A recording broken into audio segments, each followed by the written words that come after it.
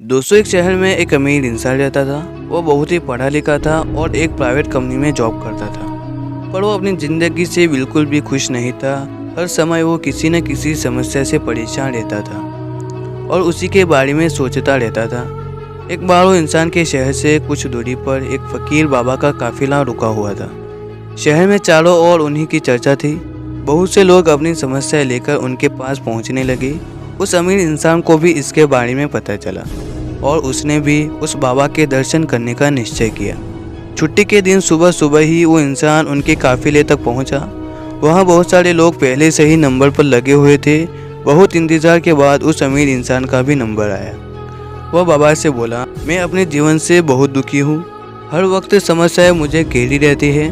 कभी ऑफिस की टेंशन रहती है तो कभी घर की टेंशन और कभी अपनी सेहत को लेकर परेशान रहता हूँ।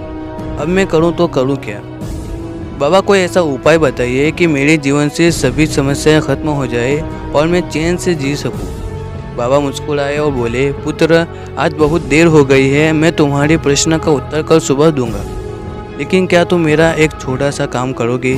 वो इंसान बहुत एक्साइटेड था और बोला, बिल्कुल करूँगा। बाबा ने कहा, देखो बेटा, हमारे काफिले में 100 ऊँट है और इनकी देखभाल करने वाला आज बीमार पड़ गया है। मैं चाहता हूँ कि आज रात तुम इनका ख्याल रखो और जब 100 के 100 ऊँट बैठ जाए तो तुम भी सो जाना। ऐसा कहते हुए बाबा अपने तंबू में चले गए। अगली सुबह बाबा उस अमीर इंसान से मिले और पूछा, कहो बेटा, नींद अच्छी आई? उस अमीर इंसान ने कहा बाबा, मैं तो एक पल भी नहीं सो पाया।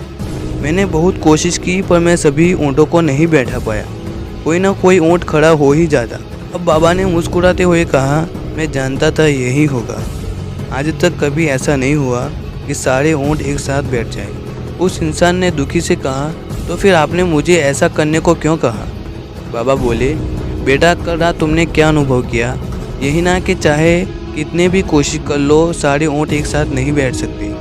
तुम एक को बैठाओगे तो कहीं और से दूसरा खड़ा हो जाएगा। यही हम एक समस्या का समाधान करते हैं तो किसी कारणवश दूसरी खड़ी हो जाती है।